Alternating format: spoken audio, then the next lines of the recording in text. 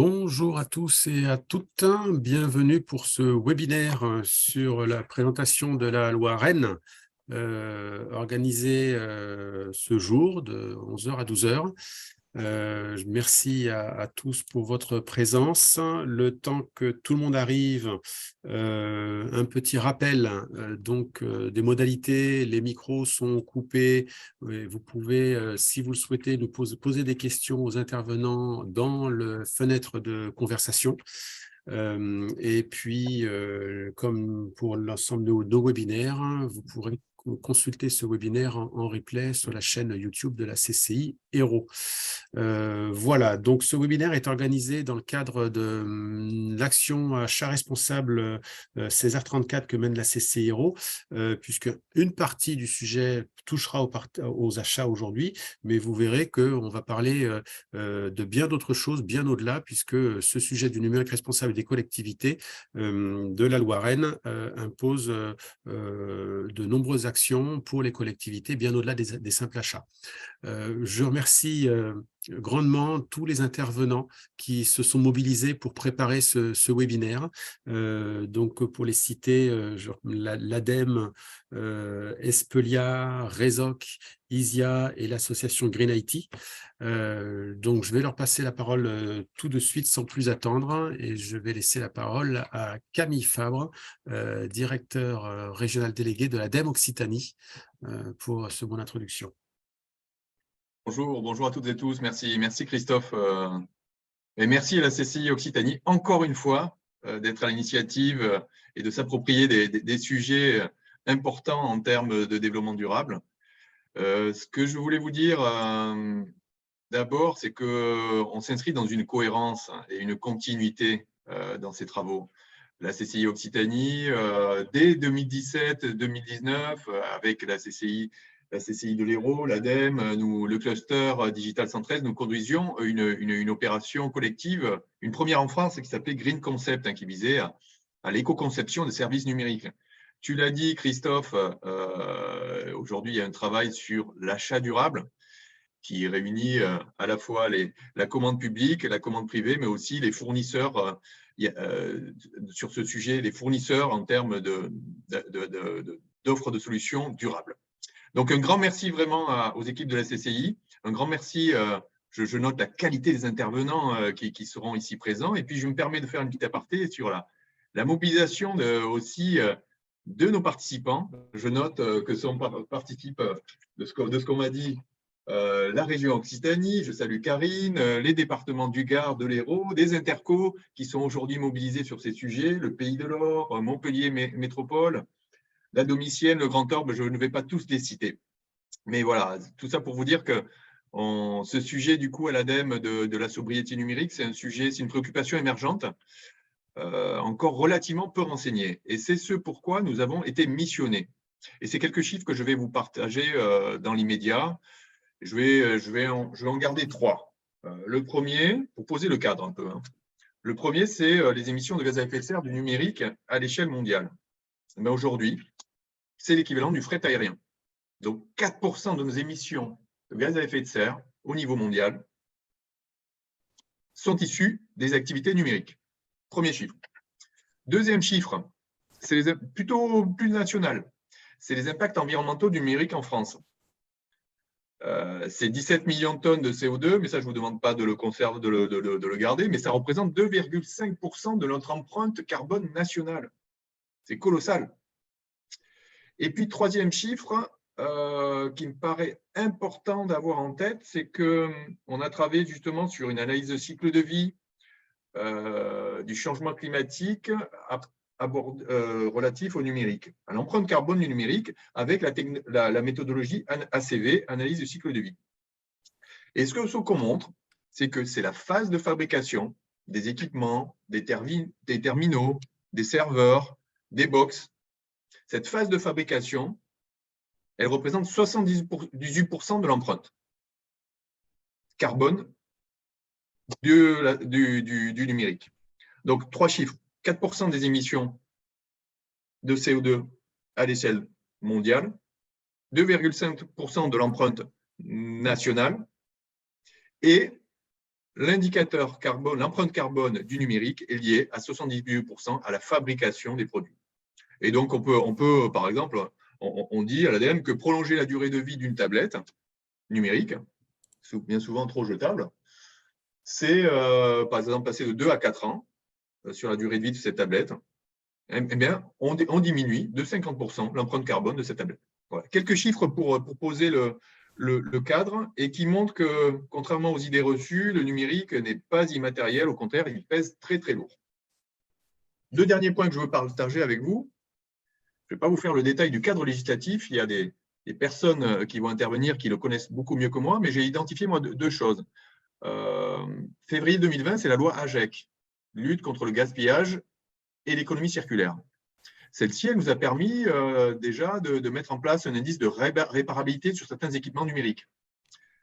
Novembre 2021, un peu plus récent, la loi REEN, qui est l'objet un peu de notre échange et qui structure notre échange. Moi, ce que j'ai noté particulièrement, c'est que cette loi REEN, elle met en responsabilité les collectivités pour élaborer une stratégie numérique responsable à partir de 2025.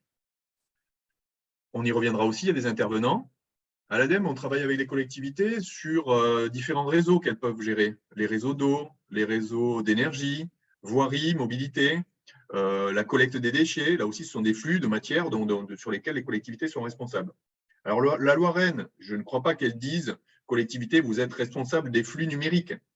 En revanche, elle engage les collectivités pour animer le sujet du numérique à l'échelle territoriale. Je sais que le temps est compté. Et je voulais vous partager dans cette introduction quelques éléments d'actualité. Parce qu'une fois qu'on a posé le cadre, qu'on a les éléments méthodaux, ce sera l'objet aujourd'hui, il faut passer à l'action. Et pour ça, on a besoin parfois un peu d'argent. Nous travaillons du coup à l'ADEME sur un programme C2E, certificat d'économie d'énergie. Pour la faire vite, il y a des obligés, des émetteurs de CO2, des consommateurs d'énergie qui sont des obligés et qui vont du coup répondre à leurs obligations en finançant ce programme C2E qui est piloté par l'ADEME. Donc ça va être 16 millions d'euros sur 4 ans. Il va être lancé courant 2023. On va travailler sur accélérer la sensibilisation et la formation à la sobriété, c'est essentiel. Quels sont nos usages? Construire le cadre méthodologique pour mesurer, piloter la sobriété numérique, ça aussi, ça vous intéressera dans vos collectivités. Et puis, le soutien, la mise en œuvre d'actions de sobriété numérique. Donc ça, c'est un programme certificat d'économie d'énergie, de sobriété numérique qui se mettra en place à la mi-2023. Et enfin, donc, vous aurez l'occasion d'avoir des moyens pour accompagner vos stratégies locales.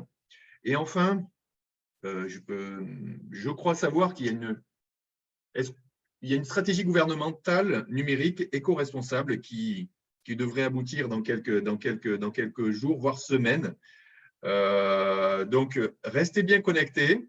Il va y avoir des moyens qui vont être dévolus à la recherche pour mesurer l'impact environnemental des services numériques, mais aussi et surtout pour massifier la formation et l'accompagnement stratégique dans les démarches de numérique responsable. Donc, restez bien connectés. Je pense que l'actualité des prochaines semaines vous permettra de rebondir à l'issue de ce webinaire pour accompagner vos actions de sobriété numérique.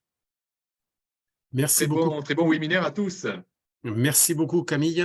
Et donc on restera bien en veille pour voir les nouveaux dispositifs donc en préparation au niveau national sur ce sujet du numérique responsable. Tu as évoqué la partie normative, donc justement je vais passer la parole à Denis Didier du groupe ISIA pour nous présenter ce sujet du cadre normatif en France autour de cette thématique de la loi REEN numérique responsable. Merci. Eh bien, comme Camille l'a présenté précédemment, il y a effectivement des lois qui sont arrivées et qui ont déterminé un petit peu la trajectoire vers laquelle la société veut avancer. Un cadre législatif, ça peut être une contrainte, ça peut être aussi un axe pour dire l'ensemble de la société doit avancer dans telle direction. Et c'est un petit peu les sujets aussi la manière dont on peut appréhender ces lois. Donc la première loi, on l'a déjà évoqué, la loi anti-gaspillage pour l'économie circulaire, elle date de quelques années. Elle a introduit l'indice de réparabilité qu'on a vu apparaître sur les téléphones et les équipements laptop ou ordinateurs de bureau, et elle a poussé des obligations d'information aux consommateurs, notamment sur les émissions de CO2. Une deuxième loi qui est, un peu plus structurante, qui va un petit peu plus loin et qui est plus proche des enjeux numériques, c'est la loi REEN, réduction de l'empreinte environnementale du numérique, qui est, plus récente, et on détaillera quelques-uns des articles dans ces, les plus significatifs pour ces points-là. Et au-delà de ce cadre purement réglementaire, il y a aussi des éléments qui sont en train de se construire et qui avancent, qui sont notamment portés par la Direction interministérielle du numérique. Alors, on connaît bien le référentiel général d'accessibilité pour l'accessibilité numérique, le RG2A, mais il y a aussi pour le volet environnemental un référentiel d'éco-conception de services numériques, et il est baptisé RGESN. On va regarder ces aspects aussi sous d'autres angles. C'est-à-dire que les lois vont donner la direction, mais on a besoin de quelques outils, on a besoin de points de repère. Ces points de repère, il y en a déjà un certain nombre qui existent. Si on regarde la partie accessibilité, le traitement de l'accessibilité en France, c'est forcément le RG2A, c'est une obligation légale pour, on va dire, la majorité des acteurs pour la production des outils numériques. Si on est en dehors de l'Europe, ça sera d'autres normes qui sont plutôt dérivées des normes américaines. Maintenant, en se focalisant sur la conception de services numériques, un certain nombre de référentiels sont établis. Alors, on a cité le RGESN, il y a le guide des 115 bonnes pratiques de Green IT, qui est on va dire le guide historique de référence. Il y a l'Institut du numérique responsable qui a produit un référentiel de bonnes pratiques qui s'appelle RG 491 de l'INR, et le dernier né de cette famille-là, c'est la FNORSPEC. Maintenant, comment on se positionne en fonction du type d'acteur, comment on va choisir quel type de référentiel.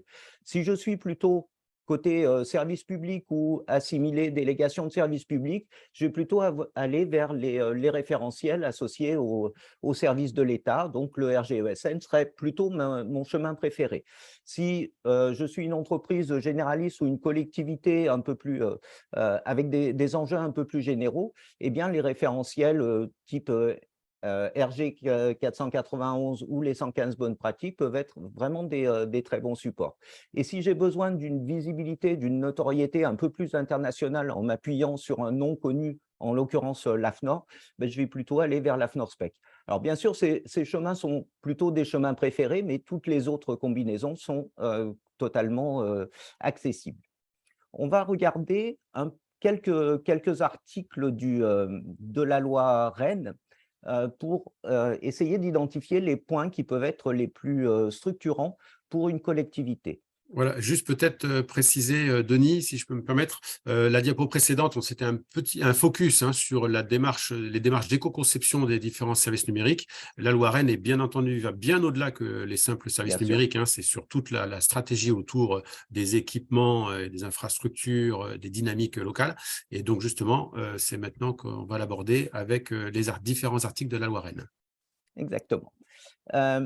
Donc, premier point, et ça rejoint un peu l'enjeu qui a été évoqué par Camille Fabre au début, c'est vraiment de faire prendre conscience de l'impact environnemental du numérique.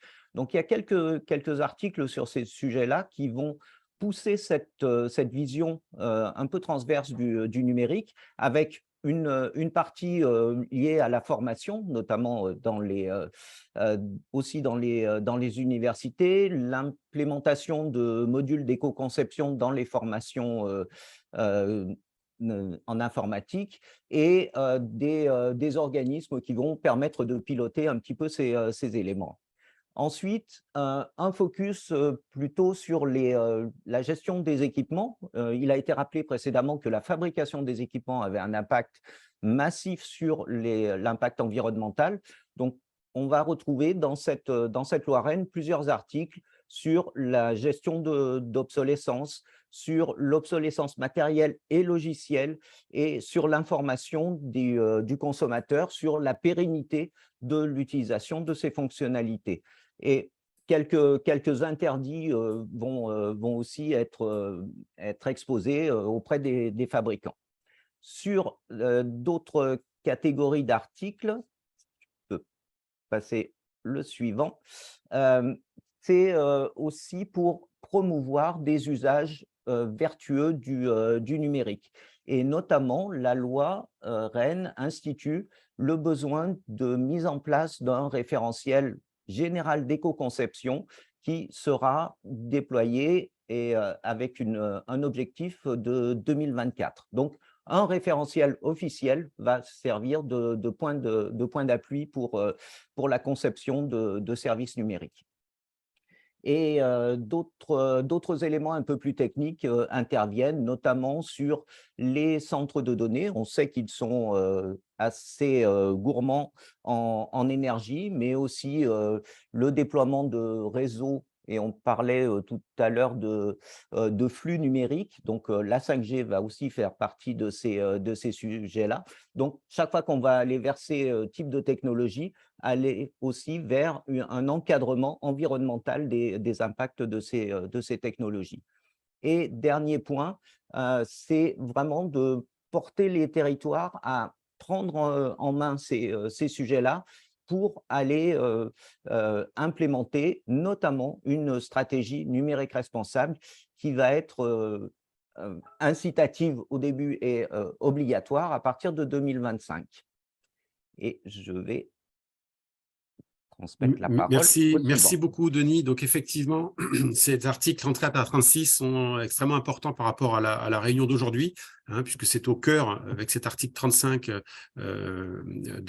qui ouvre le champ de travail et de responsabilité pour les collectivités et les territoires de s'intéresser à ce sujet. On va rentrer un peu plus dans le détail avec nos prochains intervenants.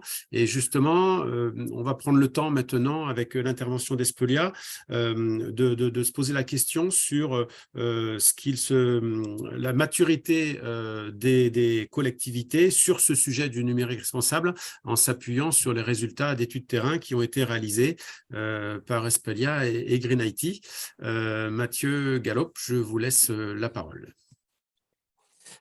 Merci Christophe. Je te laisse avancer les diapos d'après.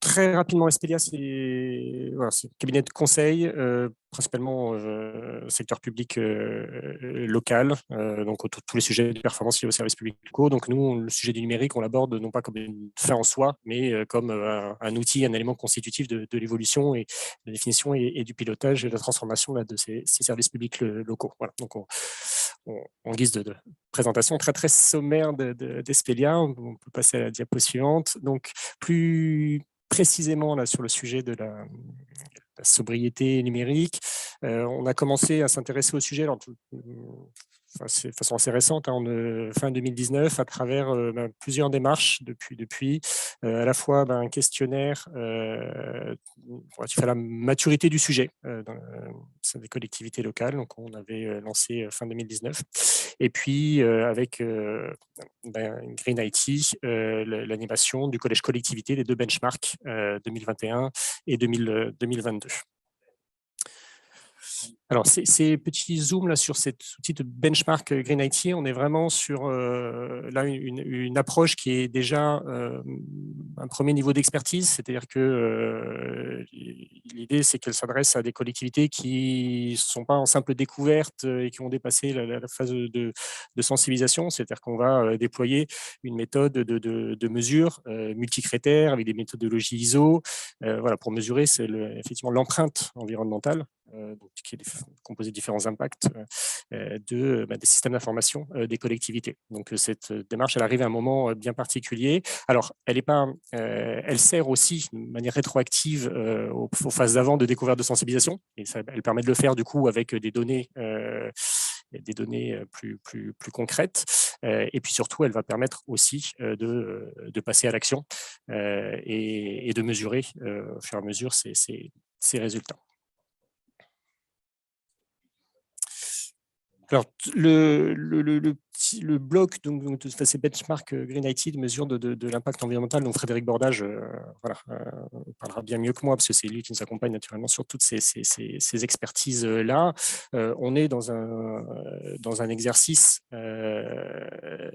donc très encadré, très calibré, où on va mesurer, on va aller bien au-delà de la simple mesure de gaz à effet de serre. Gaz à effet de serre, c'est un des indicateurs parmi les 4 macros qu'on utilise, que vous avez à gauche, sur la tension sur l'eau, sur l'épuisement de l'énergie, sur la consommation de ressources rares.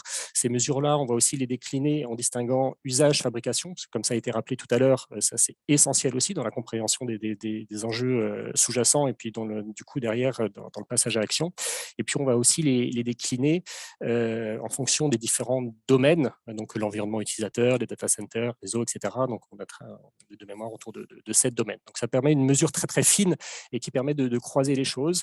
Et donc, en fait, ce dont on se rend compte, c'est que même si les grandes tendances rappelées en début sur le poids de la fabrication, etc., sont toujours les mêmes, suivant les collectivités, on trouve parfois des fortes différences d'un domaine à l'autre. Voilà, donc il n'y a pas de recette magique a priori sur le plan d'action à mettre en œuvre au niveau du SI d'une collectivité donnée. Et puis, on est dans une logique de benchmark, alors qui historiquement concernait avant tout les acteurs du secteur privé, mais c'est pas pour ça que c'est pas du tout, c'est pas exploitable.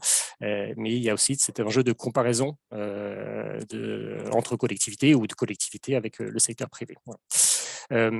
Je vous ai mis dans cette diapo-là autre chose aussi, c'est-à-dire que, et ça fait écho à ce que je disais juste avant sur le fait que cet exercice-là permet vraiment d'une analyse pointue, du passage à l'action, mais quelque part avec une approche un peu plus technique et spécialiste, mais elle permet aussi de nourrir, et elle doit permettre aussi de nourrir les phases de sensibilisation au sein de la collectivité. Donc ça veut dire que ces éléments très pointus, il faut qu'on soit aussi capable de les convertir classiquement en impact équivalent du quotidien, kilomètres de voiture, consommation électrique, etc. Mais on essaye même d'aller au-delà, parce que même ces chiffres-là, en fait, sont parfois assez peu signifiants. Voilà, donc on a fait là depuis cette année un exercice qui va un petit peu plus loin et de mise en perspective avec les objectifs de développement durable et puis les limites planétaires. C'est de voir en quoi cet impact du numérique, quelle part du budget dans ces différents items ça concerne. Donc encore une fois, vraiment d'essayer au-delà de l'approche de mesure et d'analyse assez pointue, de toujours voir les parties de valorisation et de communication en interne. Christophe, tu m'arrêtes, je n'ai pas regardé le temps, donc c'est toi qui me... Alors, ce qu'on peut constater sur ces dernières années, je vous ai mis à droite, c'est le résultat un des résultats de l'enquête qu'on avait mené fin 2019, début 2020 sur pourquoi n'avez-vous pas mis en place une démarche de sobriété numérique. Voilà. Donc, ce n'est pas une priorité politique que je ne connais pas ou je n'ai pas les moyens, que ce soit humains ou financiers. Alors, notre point de vue éminemment subjectif, les choses ont quand même beaucoup évolué au cours de ces 3 dernières années en termes de prise de conscience, on en entend aujourd'hui beaucoup plus parler, et ce même avant la loi Rennes qu'il y a 3-4 ans. Donc, on constate une prise de conscience, une compréhension croissante de ces enjeux-là. Après, elle se traduit encore trop souvent sur des approches un peu simplificatrice, on va dire, avec uniquement des gaz à effet de serre, et puis parmi les marronniers qui reviennent, c'est le poids des emails ou la survalorisation de l'utilisation par rapport à la fabrication. Donc c'est bien, mais attention, dans ce mouvement de fond, il y a aussi parfois se construisent des discours qui sont sur des choses qui ne correspondent pas à la réalité de l'empreinte environnementale. Voilà. Un des enseignements à travers le benchmark, c'est que les collectivités locales n'ont absolument pas à rougir de l'empreinte environnementale par rapport au secteur privé. D'accord, on est, la plupart des cas, même meilleur. Dans les constat là, ces dernières années, la prise de conscience sur la partie durée de vie des équipements a été clé aussi. Alors, il y a peut-être un effet Covid aussi, avec ces enjeux d'équipement un peu spontanés, un peu obligatoires des collectivités. Donc ça, c'est vraiment un des sujets qui a évolué aussi. Mais derrière, il y a encore beaucoup de chantiers qui sont assez peu investis ou peu pensés. Par exemple, de la rationalisation des équipements pro, perso, le BIOD inversé, voilà, pour utiliser des acronymes. Toute la partie éco-conception qu'on a évoquée tout à l'heure, voilà, ça reste encore souvent assez confidentiel au sein de DSI. La fin des équipements, fin de vie des équipements, ce qui paraît a priori assez répandu, mais dans la vraie vie, c'est pas si simple que ça. Et puis sans même parler de la gouvernance du sujet, où là, on a encore beaucoup de travail. Ce dont on se rend compte aussi, c'est que, pour le résumer, parce que je pense que je suis un petit peu long, deux derniers points, c'est encore perçu comme un obstacle. C'est-à-dire que, et puis quelque part, le point de vigilance qu'il faut avoir, juste, tu peux rester 2 secondes sur la diapo d'avant, merci. Je dirais le point de vigilance qu'il faut avoir par rapport à la loi Rennes, c'est que ça ne soit pas perçu comme quelque chose, une contrainte supplémentaire. Voilà, collectivité, il faut qu'elle fasse de la démat, il faut qu'elle fasse de l'open data, il faut qu'elle fasse de la smart city pour des tas de raisons. Voilà, maintenant, il faut qu'elle fasse de la sobriété numérique. Et en fait, tout ça, ce sujet-là ne pourra jamais fonctionner si c'est appréhendé de cette façon-là. En fait, si ce sujet de sobriété numérique n'est pas positionné comme un axe structurant et un fil rouge à interroger et à évaluer systématiquement. Parce que sinon, on sera toujours en tension, en fait, entre est-ce que je mets... je refais mon site internet, voilà. Est-ce que c'est ma direction comment j'arbitre entre ma direction de la com qui veut plein de vidéos, plein d'images, etc. et puis ma DSI sensibilisée au sujet qui veut de la sobriété. Voilà. Donc on s'en sort pas.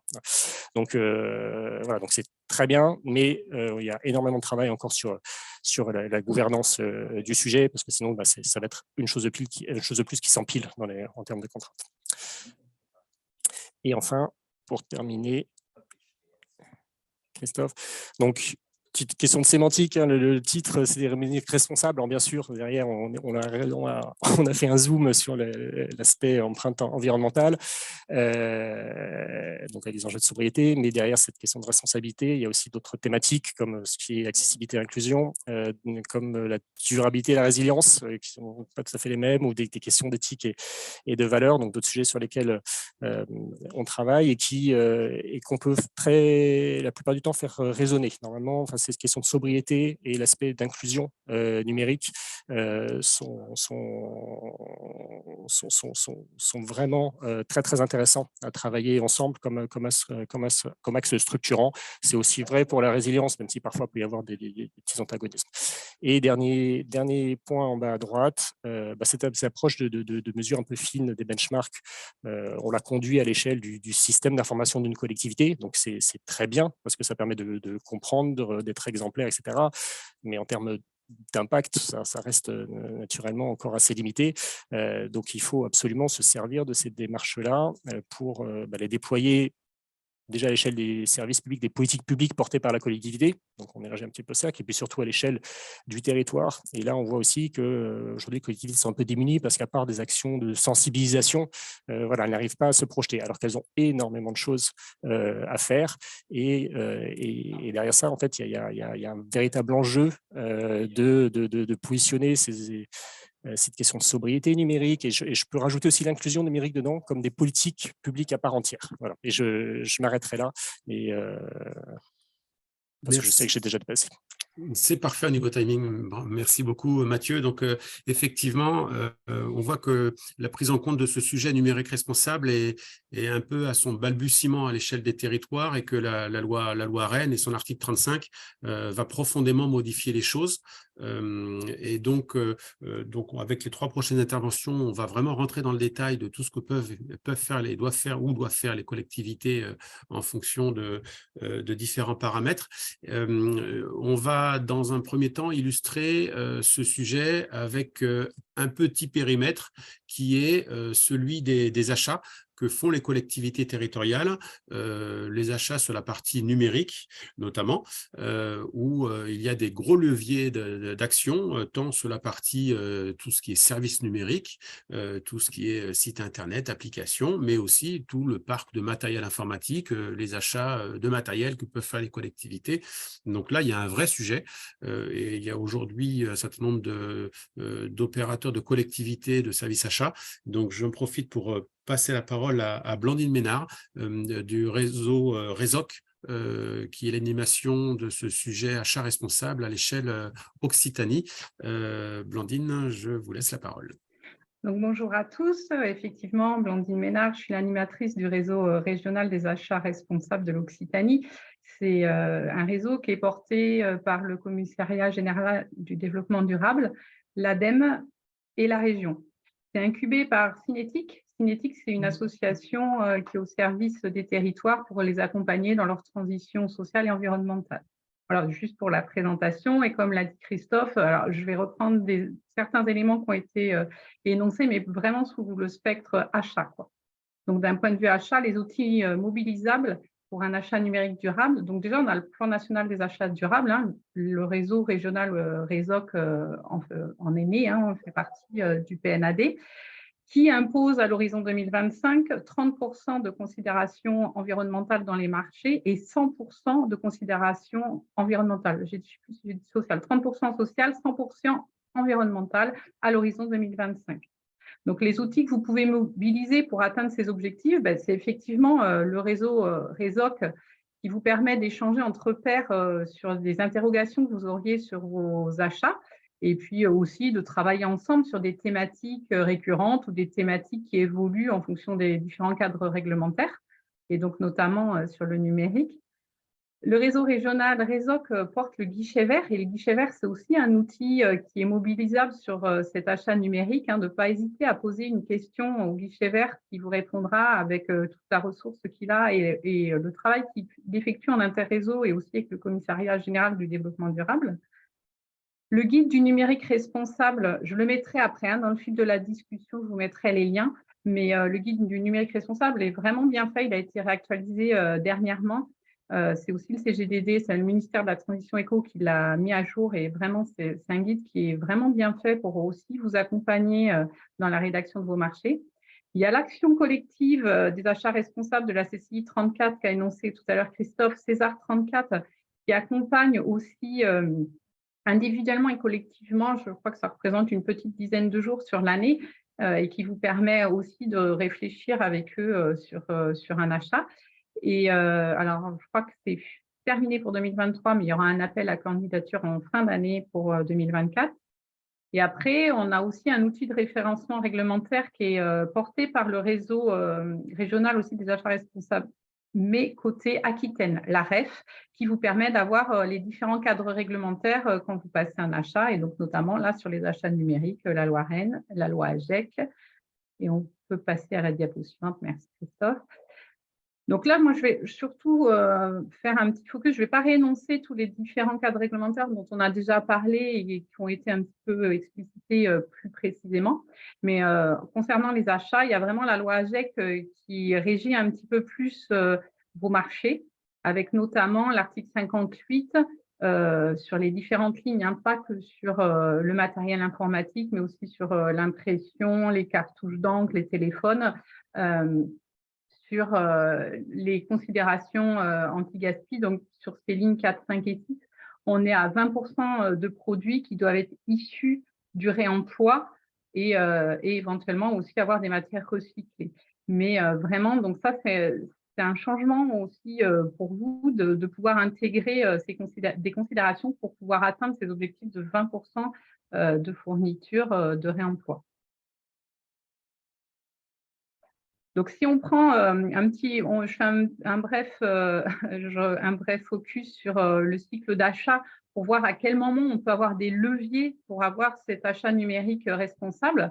Donc déjà, on commence par l'identification du besoin et du juste besoin. J'ai eu des questions dernièrement sur j'achète des téléphones fixes et portables. Oui, pourquoi des fixes s'il y a besoin de portables? Et finalement, si tout le monde a un portable, et finalement, on réduit le nombre de fixes de plus de moitié. Voilà, c'est un exemple assez pragmatique, mais en tout cas de bien définir son juste besoin.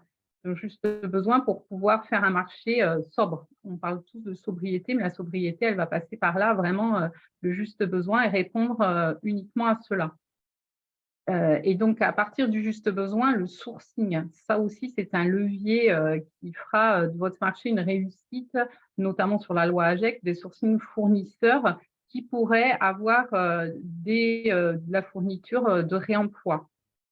Pareil, je me permets de citer le guide du sourcing de la DAE, de la Direction des achats de l'État, qui est très, très bien fait. Il ne faut pas hésiter à vous inspirer pour voir ce que vous pouvez faire ou ne pas faire et comment vous pouvez le faire. Ensuite, vous arrivez donc à la rédaction du DCE et c'est là où on peut réfléchir aux considérations que vous pouvez mettre. Et effectivement, l'allotissement, notamment pour les lots réemploi, ça fait partie aussi de ce qui a réfléchi ensemble, de ce que vous allez y mettre et comment on va pouvoir faire de ce marché un achat durable et qui va répondre au cadre réglementaire de la loi AGEC. Dans les critères, on peut envisager des indicateurs de performance durable, la longévité, c'est pareil, ça a été évoqué tout à l'heure, mais le plus gros levier, il est là, le meilleur achat, c'est celui qu'on ne fait pas. Et plus on aura un matériel qui durera longtemps, plus votre impact sera sera du coup moins élevé. Donc, la longévité, la réparabilité, et donc avec les index de réparabilité, bien sûr, et vraiment la disponibilité des pièces détachées. N'hésitez pas à mettre aussi des considérations là-dessus pour avoir une vision de ces pièces détachées dans la durée. Ensuite, on a aussi des considérations qui peuvent être mises sur la performance énergétique. Donc, là, tout ce qui est Energy Star, ça, je pense qu'il y en a beaucoup maintenant qui connaissent et qui l'intègrent. Donc, ça permet vraiment de voir la consommation du matériel utilisé, mais aussi la consommation de vos sites Internet, de tout ce qui est numérique. Il n'y a pas que la fourniture, il y a vraiment aussi le data, les logiciels, vos sites Internet. Là aussi, on en revient au juste besoin de la bande passante, d'avoir des sites avec peut-être moins d'images, moins de vidéos pour qu'ils soient avec moins d'impact environnemental.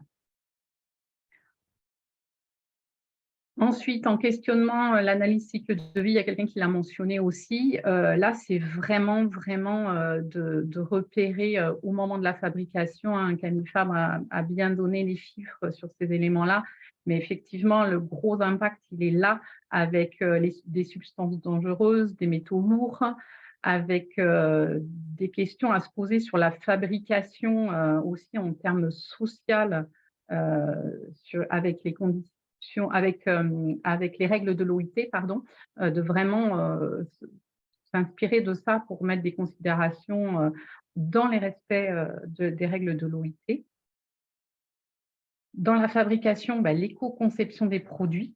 Et pour ça, on a 2 labels existants que sont TCO et EPAT. TCO, je ne sais pas s'il y en a qui connaissent, mais c'est aussi une ONG. Et vraiment, c'est un écolabel et en conception et qui est aussi en amélioration continue sur les nouvelles, dès qu'il y a des évolutions, mais aussi pour voir, pareil, et social et environnemental, et de pouvoir réduire au maximum les substances dangereuses et les matériaux de conflit. C'est vraiment ça fait partie aussi des leviers importants pour les années à venir. Et enfin, dans la fin du cycle de vie, on va être sur de la gestion de déchets DEE. Donc là, je vous invite aussi à vous rapprocher des éco-organismes. Concernant le numérique, c'est écologique et écosystème. Donc, de bien voir un petit peu ce qu'ils préconisent et comment ça s'organise sur la reprise du matériel, mais aussi avec des considérations qui peuvent être sur les gestions des emballages, les emballages recyclés, et de bien intégrer ces éléments aussi dans vos achats. Voilà, de façon très pragmatique, comment on peut intégrer des considérations environnementales dans des marchés du numérique pour le rendre de plus en plus responsable. Merci beaucoup, Blandine, pour cette intervention, cette présentation sur la partie achat. Sur la partie éco-conception, donc je rappelle qu'effectivement, il y a un enjeu sur l'éco-conception des produits, mais aussi des services. Aujourd'hui, on est en capacité d'éco-concevoir des services. Et donc, quand on parle de services sur la partie numérique, ça veut dire tout ce qui est logiciel, solutions, applications numériques, site Internet, etc. Et puis, garder en mémoire qu'il y a une forte volonté des pouvoirs publics d'accompagner ces démarches d'éco-conception, qu'elles soient éco-conception de produits ou de services. Et donc, il y a un certain nombre de dispositifs d'appui à l'éco-conception avec du financement ADEME, avec un appui BPI. Il y a aujourd'hui un certain nombre de dispositifs qui existent. Et puis, vous avez en région Occitanie le relais du pôle éco-conception, qui est un pôle national spécialisé là-dessus et qui a une antenne basée en Occitanie au service des entreprises, des acteurs, pour les accompagner sur ces sujets-là. Voilà, donc après ce focus sur la partie achat pour les collectivités, on va peut-être revenir un peu de façon un peu plus en arrière, de façon globale. Et donc, je vais laisser la parole à Arnaud Didier du groupe ISIA pour nous présenter un peu quelle approche les collectivités peuvent-elles mettre en œuvre cette fois-ci pour bien intégrer de façon globale ces enjeux de la loi Rennes et ces nouvelles dispositions, notamment dans l'application de son décret, de son article 35. Merci Christophe et merci à tous pour l'invitation. Donc, moi, je vais vous parler effectivement de quelques cas qu'on a d'accompagnement et puis de comment, effectivement, pour une collectivité, ce sujet du numérique responsable, peut-être pour rebondir sur ce que disait tout à l'heure Mathieu, effectivement, peut être perçu à la fois pour une collectivité, mais comme pour une entreprise, comme une opportunité. En tout cas, nous, c'est ce qu'on cherche à faire à chaque fois, de se dire comment ces éléments-là peuvent permettre de pouvoir rebondir. Peut-être juste pour revenir très rapidement sur les enjeux de mise en conformité avec la loi Rennes, effectivement, et en quoi elle structure le plan d'action des collectivités. Peut-être 3 éléments qui sont à garder en tête, effectivement, c'est pour une collectivité, la loi Rennes va les obliger à faire un bilan de l'empreinte environnementale du numérique et des usages du numérique sur leur territoire. Ça va les obliger à définir progressivement un plan d'action, donc à horizon 2025, et de réduction et d'atténuation de leur stratégie numérique responsable. Et dans le cadre du décret d'application, effectivement, il y a plusieurs mesures qui ont été précisées, notamment sur des sujets autour de la commande publique locale et durable, sur des sujets qu'on vient d'évoquer à l'instant avec Blandine sur la gestion des équipements et le cycle de vie global des D3E, sur des sujets d'éco-conception et plus globalement sur des sujets de sensibilisation et d'embarquement de l'ensemble du territoire dans cette dynamique-là. Si on rentre un peu plus dans le slide suivant sur un comparatif, on a réalisé un comparatif de collectivités, de différentes typologies de collectivités qu'on a pu accompagner ou avec qui on collabore dans le cadre d'instances comme l'INR ou équivalent. On se rend compte aujourd'hui qu'en fonction de la typologie des collectivités, on a un élément qui est très impactant dans les orientations que peut prendre le numérique responsable à l'échelle d'un territoire. C'est la typologie de la collectivité. Comme vous le savez, je ne vous l'apprends pas, aujourd'hui, les prérogatives d'une région, d'un département ou d'une agglomération ne sont pas les mêmes. Et on retrouve, nous, en tout cas, on trouve que ces éléments-là sont des éléments qui vont structurer quand même et fortement impacter la stratégie numérique responsable d'un territoire. Si on prend par exemple sur des sujets de mesure, là pour le coup, c'est peut-être un sujet, et on en reparlera un petit peu après, sur les limites peut-être de la mesure actuelle et de ce que ça implique comme exercice. Mais sur la mesure, on voit bien aujourd'hui qu'il y a une volonté globale de pouvoir déployer de la mesure à l'échelle du territoire. On se rend compte aujourd'hui que la mesure d'empreinte des systèmes d'information, on en a beaucoup parlé aujourd'hui ensemble, il y a différents périmètres à attribuer sur ces sujets-là et qu'aujourd'hui, les solutions qui existent sur le marché ne couvrent pas l'ensemble de ces périmètres. On peut parler d'un périmètre qui concerne soit éventuellement uniquement les services numériques, ça aujourd'hui, il y a des solutions de marché qui permettent de traiter ces sujets-là, soit des mesures d'empreinte qui vont concerner plutôt le parc des équipements. Et aujourd'hui, l'ensemble des collectivités qu'on côtoie, nous, sont plutôt orientées sur des mesures comme ça. Et puis après, on a même des éléments de mesure, pour le coup, je crois, qui figurent dans une étude publiée par Green IT notamment, qui concerne aussi l'empreinte carbone des DSI et sur laquelle aujourd'hui, c'est aussi un enjeu de pouvoir adresser ce périmètre-là.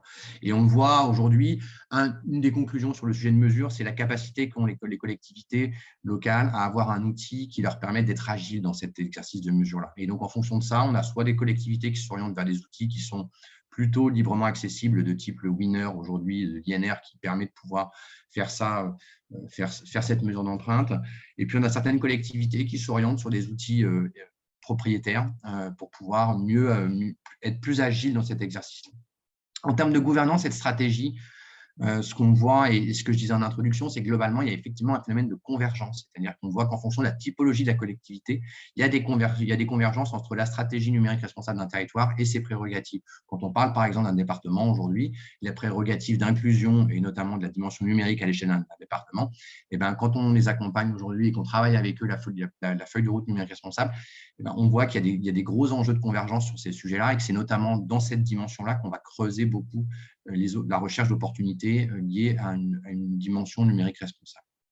On se rend compte effectivement que dans le cas, et ça vient compléter ce que disait Mathieu tout à l'heure, c'est que dans le cas des collectivités aujourd'hui, on se rend compte qu'effectivement, la maturité, elle est disparate. Néanmoins, celles qui s'engagent dans une dynamique numérique responsable, je pensais notamment à quelques régions, notamment une pour laquelle j'ai travaillé pendant longtemps qui s'appelle la région Nouvelle-Aquitaine. Je pense même à la région Bretagne aujourd'hui. Il y a un soutien politique qui est fort. Et à l'échelle de départements, c'est pareil, à l'échelle des collectivités. Et c'est un facteur clé de succès à un moment donné d'arriver à embarquer cette dynamique politique autour de cette dimension numérique responsable. Et le corollaire de ce soutien politique, c'est souvent, c'est un peu tarte à la crème, mais c'est souvent aussi la constitution d'une équipe ou l'identification de ressources en interne qui vont être les pilotes de ces démarches-là. Ça fait souvent partie des facteurs clés de succès. En termes d'achat des équipements et de gestion du cycle des D3E plus globalement, c'est pareil, on retrouve là encore, je trouve, des patterns qui sont liés aux typologies de collectivités. C'est-à-dire que les collectivités qui ont une adhérence très forte avec les territoires, que ce soit plutôt les départements ou les agglomérations, sachant qu'à l'échelle d'une région, on est sur une granularité administrative plus grande. Pour les départements et les agglomérations, la connexion, par exemple, avec les acteurs de l'ESS sur le traitement des D3E est assez naturelle. Et donc, on voit bien, en tout cas, que sur les quelques collectivités qu'on a pu rencontrer et qui sont engagés fortement sur des sujets autour des D3E, autour du reconditionnement, du recyclage et accessoirement de l'inclusion numérique par ce biais-là. C'est des leviers qui sont exploités à fond. À l'échelle des régions, la problématique, c'est une problématique territoriale, c'est-à-dire comment je suis capable de mailler à l'échelle d'un territoire des circuits de traitement des D3E. C'est plus complexe, mais néanmoins, c'est des initiatives qui sont aussi prises et dans lesquelles on va vite. En termes de sensibilisation aujourd'hui, et de formation, c'est un levier indispensable, à la fois de formation des agents et des acteurs du territoire. Et donc là, pour pouvoir dérouler là-dessus, elles utilisent à plein tous les leviers qui existent aujourd'hui, de webinars, de fresques, de formations plus classiques. En tout cas, il y a beaucoup de choses qui sont faites dans ce sujet-là. L'éco-conception, je ne vais peut-être pas en revenir, puisque du coup, le baromètre Green IT et Mathieu s'est déjà exprimé là-dessus. Et donc, peut-être pour conclure, en termes de comparatif sur les typologies de collectivités, la politique territoriale qu'on décline est singulièrement différente. On voit aujourd'hui, côté région, on a des soutiens aux actions territoriales, donc vraiment des acteurs du territoire qui sont en train d'organiser et de mettre en place des filières numériques responsables à l'échelle du territoire. Il y a un vrai, mais parce que c'est dans leurs prérogatives, elles ont cette capacité, cette prérogative de développement économique, donc c'est légitime pour elles et elles ont les outils pour elles dans cette dynamique-là. Et à l'inverse, on voit aujourd'hui qu'à l'échelle des départements, par exemple, et des agglomérations, il y a beaucoup de sujets en termes de sensibilisation des acteurs. Ça fait vraiment partie des leviers forts qu'elles exploitent. Et puis, il y a beaucoup d'imbrications avec les sujets d'inclusion. Si on rentre un peu dans le slide suivant, peut-être un peu plus sur un exemple d'une collectivité qu'on accompagne actuellement, et sans rentrer dans le détail, il y a peut-être deux messages clés à retenir de ce slide-là. Le premier, c'est qu'on réalise en un premier temps avec eux un diagnostic. Ce diagnostic-là, on le fait sur 4 axes. On va chercher d'abord à comprendre comment le numérique est un levier pour le développement des territoires. Et donc là, on parle plutôt de politique numérique. Et ça, on va essayer de comprendre comment effectivement le numérique est déployé, quels sont les usages qui sont déployés et quand est-ce que, pour revenir peut-être même à la question de Blandine tout à l'heure, de l'utilité ou pas de ces ressources-là. Et donc, c'est le premier axe. Le deuxième axe, ça va être un travail d'analyse et de travail sur le schéma directeur des systèmes d'information de cette collectivité-là. Le troisième, ça va être de regarder également avec la même avec la même attention, la question de la transformation numérique des acteurs du territoire. Et donc là, c'est plutôt effectivement comment effectivement le numérique devient un levier d'accélération des acteurs du territoire. Et puis enfin, on va analyser la question, parce qu'on pense aussi que le numérique responsable, on parle beaucoup de Green IT, mais c'est aussi l'IT for Green, même si on ne tombe pas dans le technosolutionnisme. Mais néanmoins, on questionne aussi avec les collectivités puis avec les entreprises de la même manière, de dire aujourd'hui, c'est quoi les grands risques de transition sociétaux, environnementaux ou économiques auxquels vous êtes soumis et comment le numérique devient ce qu'on pourrait appeler un dispositif de maîtrise de ces risques-là. Et donc, de vraiment valoriser l'usage de la ressource numérique sur des usages importants, en tout cas ce qui nous semble nous important. Et de ces éléments-là, en fait, on va chercher à créer de la convergence entre l'ensemble de ces ressources-là, et notamment à faire converger à la fois les systèmes, les schémas directeurs informatiques, les politiques numériques du territoire et les stratégies de transformation numérique, parce qu'on pense que les opportunités et que finalement, au-delà des opportunités, l'enjeu de construire une politique numérique responsable, ce n'est pas de jeter tout ce qui a été fait à la poubelle, c'est de s'appuyer dessus, de capitaliser sur cette dette technique et fonctionnelle et de pouvoir la réajuster dans le temps pour pouvoir en faire un levier de résilience fort et d'accélération des territoires. Et pour faire ça, notamment à l'échelle des territoires, la dimension d'intelligence collective, on se rend compte que c'est un levier assez fort à la fois pour pouvoir accompagner la conduite du changement et puis pour pouvoir aussi embarquer un maximum d'acteurs. Peut-être dans le dernier slide, en conclusion, et j'en resterai là, en tout cas, ce que nous, on retient de ces accompagnements et de ces expériences qu'on a pu rencontrer, c'est le premier point, c'est la convergence et l'articulation des différents schémas directeurs informatiques, des stratégies d'inclusion numérique, des stratégies numériques territoriales et plus globalement de la stratégie de transformation numérique de l'administration. C'est un enjeu fondamental de les faire converger pour pouvoir véritablement optimiser l'usage des ressources numériques qu'elles vont déployer.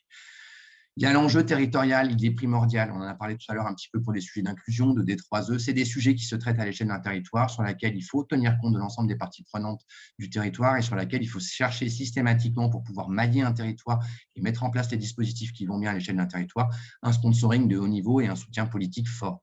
En interne et en externe, je l'apprends, je ne pense pas à beaucoup d'entre nous, en tout cas panélistes, mais le numérique responsable et quand on va a fortiori dans des sujets d'éco-conception, ce sont des sujets systémiques. Et donc, du coup, c'est véritablement de prendre en compte cette dimension systémique et donc de chercher systématiquement à questionner à la fois, en repartant à la fois des enjeux d'accès aux droits des usagers, d'accès aux services publics et de remonter cette chaîne-là de valeur jusqu'à la conception et à la mise en place des ressources numériques. Et c'est cette systématicité qu'il faut chercher à adresser, sinon on passe à côté des éléments et au-delà de ça, on ne trouve pas des bonnes solutions pour pouvoir réduire les usages du numérique. Enfin, le numérique, on en a beaucoup parlé aussi, c'est soutenir la sobriété fonctionnelle et technique au profit des convergences stratégiques, c'est toujours d'être dans ce prisme-là. Enfin, avant-dernier point sur lequel ça nous semblait aussi important de revenir, c'est sur la question de la mesure. La mesure, on voit bien que c'est souvent un élément qui semble être le plus simple pour beaucoup de collectivités, ou en tout cas qui se dit, par quoi je commence par la mesure. C'est sans doute une étape importante parce qu'elle permet de définir un point de référence et de définir une trajectoire et des mesures et des actions. Néanmoins, je pense qu'il faut aussi être conscient aujourd'hui des limites des outils actuels en matière de mesure de l'empreinte environnementale du numérique, notamment à l'échelle des différents périmètres que j'évoquais. Et donc, c'est de ne pas en faire un frein. Et il y a quelques collectivités où on constate en fait que la résolution de cette problématique-là peut constituer un frein. Et donc, pour le coup, nous, on cherche systématiquement à leur dire il y a d'autres actions qu'on peut faire et la mesure est importante, mais à nous de ne pas constituer ce frein. Et puis enfin, effectivement, c'est de valoriser pour le coup, parce que ISIA, c'est un acteur historique du numérique. On est à la base d'une ESN. Aujourd'hui, on est une société de conseil d'ingénierie en services numériques et on accompagne nos clients sur leur transformation digitale responsable. Et vraiment, on cherche systématiquement aussi à leur faire percevoir et à rechercher avec eux des opportunités dans ce numérique responsable. Parce qu'aujourd'hui, quand on parle de numérique responsable, fondamentalement, on est convaincu qu'on parle aussi d'efficience opérationnelle, on parle aussi de satisfaction des clients ou des usagers, on parle de dimension opérationnelle des organisations. Et c'est là-dedans que le numérique responsable doit pouvoir s'inscrire pour véritablement donner les bonnes raisons aux territoires et aux entreprises de pouvoir s'engager dans cette dynamique-là. Et j'en ai terminé. Sauf si j'oublie un slide. Non, c'est parfait. Merci beaucoup, Arnaud. Donc, on voit que le chantier est vaste pour les collectivités. L'échéance de 2025 est donc à anticiper. Toute cette réflexion et cette dynamique à l'échelle du territoire ne va pas se faire en 2-3 mois. Donc, l'année et demie qui va rester est vraiment nécessaire. Donc, c'est pour ça qu'il nous a semblé important de faire ce webinaire à l'attention des collectivités dès aujourd'hui.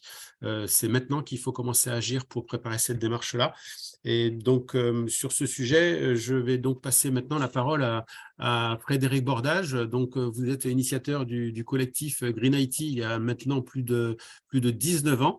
Donc, quel regard portez-vous sur tous ces enjeux de la loi Rennes et leur déploiement à l'échelle des collectivités? Merci Christophe, bonjour à toutes et à tous. Alors, ce que je vais faire, c'est que je vais essayer de résumer finalement en 5 minutes tout ce qui vous a été dit ce matin. Et je vais passer la présentation. Sachez simplement que notre association, comme l'a dit Christophe, existe depuis 19 ans et que nous sommes pratiquement co-auteurs en fait de la loi Rennes, puisque les rapporteurs se sont appuyés sur beaucoup de nos préconisations qu'on a fait, et notamment sur l'article 35, qu'on a travaillé en fait avec les rapporteurs du texte de loi. Et donc, je vais conclure finalement cette matinée sur cet article 35, puisqu'il vous donne un guide pour déployer finalement le numérique responsable et la sobriété numérique à l'échelle de vos organisations, avec des enjeux quand on est une commune de plus de 50 000 habitants, avec des enjeux à l'échelle du 1er janvier 2025. Et donc, revenons juste un instant sur cet article 35 pour se remettre en tête ce qu'il nous dit. L'article 35, il nous dit qu'au 1er janvier 2025, les communes de plus de 50 000 habitants auront défini une stratégie qui indique les objectifs de réduction de l'empreinte environnementale du numérique et des mesures mises en place pour réduire cette empreinte. Ça signifie que le texte de la loi Rennes, qui est le sujet de la matinée, il vise à réduire l'empreinte environnementale en priorité et qu'il est donc focalisé sur la dimension de l'empreinte environnementale et pas focalisé sur la dimension people, donc tous les aspects sociétaux, ni sur l'aspect profit, tous les aspects économiques. C'est pas pour ça qu'il ne faut pas déployer au passage des démarches comme celle citée au sujet de l'accessibilité numérique, mais le texte, les contraintes réglementaires portent en priorité à l'échelle du 1er janvier 2025 sur la dimension environnementale.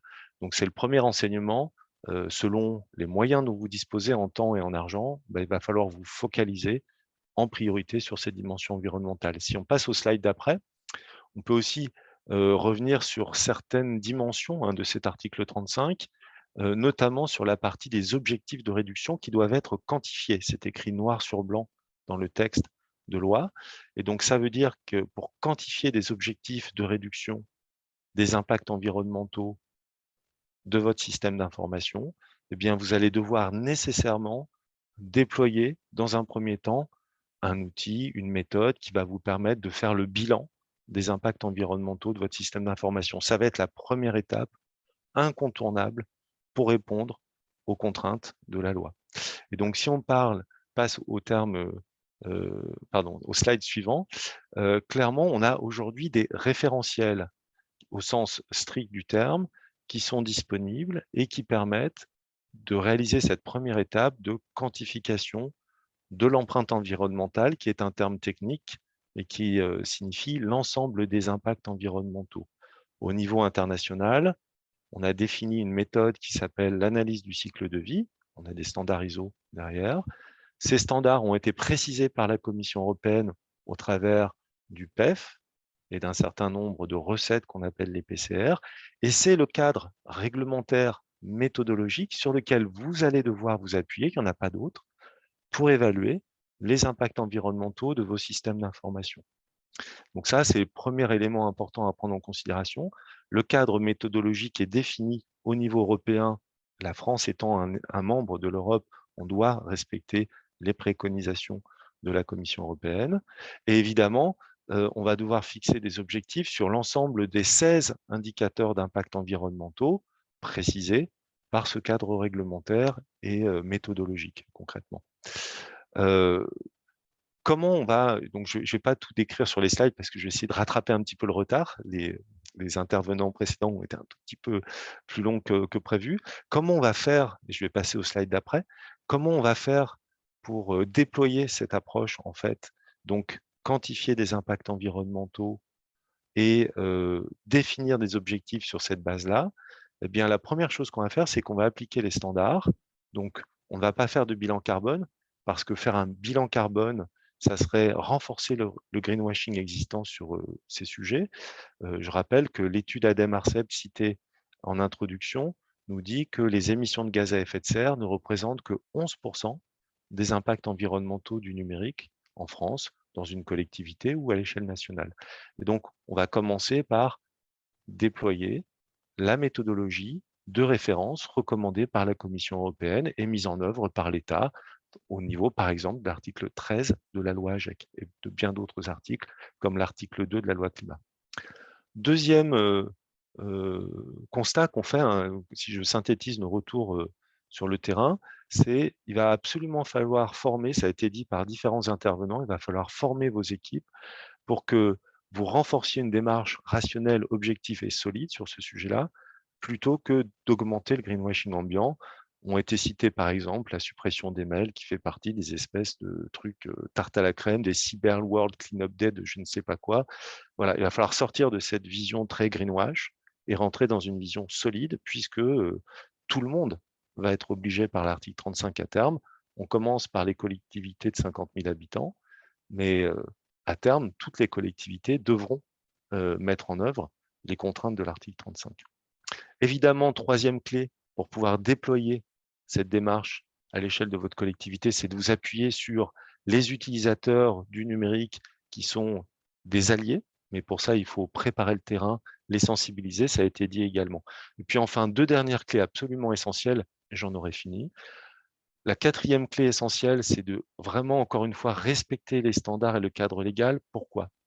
Parce que vous allez voir, ça va prendre un tout petit peu de temps de faire le bilan initial pour quantifier, évaluer donc les impacts environnementaux de vos systèmes d'information et ensuite les positionner. Vous ne pourrez vous positionner finalement vos impacts environnementaux qu'en comparaison avec vos pairs. Et donc, pour pouvoir se comparer avec vos pairs, pour pouvoir comparer votre collectivité avec une autre collectivité, il faudra nécessairement que vous appuyiez sur une évaluation homogène de vos impacts environnementaux, tant en termes de méthodologie que de périmètre. C'est à ça que servent les standards, ceux recommandés par la Commission européenne et qui rentrent en application au niveau de l'article 35 de la loi Rennes. Donc, appuyez-vous sur des standards, ça permettra de pérenniser votre démarche, ça permettra de devenir comparable avec le reste du monde et donc de rentrer dans cette logique d'intelligence collective qui a été citée par l'intervenant précédent, et donc avec vos pairs, avec les autres collectivités, de définir des objectifs quantifiés sur une base objective et standard. C'est absolument indispensable de mettre en commun pour pouvoir se comparer, parce que sinon, si je vous dis 1 tonne équivalent CO2 par an et par utilisateur, personne ne sait ce que ça veut dire. Par contre, si on se rend compte que c'est 2 fois plus que la moyenne des autres collectivités, alors on commence à avoir un repère quantitatif, objectif, qui nous permet de rentrer dans une démarche d'amélioration continue, puisqu'on va pouvoir viser 50% de réduction, donc définir les fameux objectifs quantifiés, demandés par l'article 35, et mettre en face des mesures, c'est le terme de l'article 35, pour atteindre ces objectifs. Voilà, donc en résumé, appuyez-vous sur les standards et les méthodologies existantes recommandées par la Commission européenne. Ça vous permettra de déployer une démarche solide, pérenne, en vous comparant de façon quantitative à vos pairs. Et c'est comme ça que vous arriverez finalement, avec le moindre effort, à atteindre la plus grande efficacité en termes de réduction des impacts environnementaux, avec un enjeu, hein, comme ça a été cité par le premier intervenant de l'ADEME, avec un enjeu fort de réduction d'impact au niveau des émissions de gaz à effet de serre, mais surtout des ressources abiotiques, des radiations ionisantes et d'un certain nombre d'autres impacts comme l'acidification, l'eutrophisation et d'autres impacts dont vous avez probablement pas encore entendu parler. Voilà, merci pour ce temps de parole. Merci beaucoup Frédéric Bordage pour cette synthèse de la loi Rennes et le chantier qui est ouvert aujourd'hui pour les collectivités sur ce sujet. Donc on a abordé beaucoup de choses au cours de cette petite heure de présentation. Pas mal de questions ont été posées donc au cours de la discussion, dans le fil de discussion. Donc, s'il y a encore quelques questions supplémentaires, n'hésitez pas, on peut encore conserver 1 ou 2 minutes. Sinon, je vous rappelle que vous pourrez revenir sur ce webinaire sur la chaîne YouTube de la CCI Hérault, vous retrouvez le replay dans la journée. Et puis, pour les collectivités, donc, on a évoqué les besoins de monter en compétences, de formation, et puis d'étudier, de mesurer et d'étudier les choses et de rentrer dans une dynamique. Donc, les acteurs qu'on a réunis aujourd'hui sur ces sujets donc sont aussi compétents pour répondre et vous accompagner. Donc, que ce soit le groupe ISIA, que ce soit greenIT.fr, que ce soit Espelia, n'hésitez pas à retourner vers ces acteurs de référence sur tous ces sujets autour du numérique et le lien avec les collectivités. Sur la partie achat responsable, donc Résoc, ce nouveau réseau en Occitanie, et il en existe, comme on a des intervenants, des participants de toute la France, il existe des équivalents à Résoc dans d'autres régions de France. Donc, n'hésitez pas à vous rapprocher pour vos questions achats responsables purement spécifiques à ça, vers le fameux guichet vert qui est au service des acteurs publics, et puis donc avec du soutien téléphonique. Et puis pour les collectivités, cette fois-ci plus en Occitanie, qui souhaitent s'engager fortement sur le sujet achat responsable, et en particulier celui du numérique, vous aurez un appel à candidature avec la dernière session de l'action César en fin d'année. Voilà, je regarde s'il y en a d'autres questions complémentaires. A priori, c'est bon. C'est va être l'heure de conclure, et je remercie vraiment tous nos intervenants pour tout le travail de préparation et vos interventions concises mais précises tout au long de cette matinée. Merci à vous tous. Au revoir. Merci, Christophe. Merci, au revoir. Merci à tous.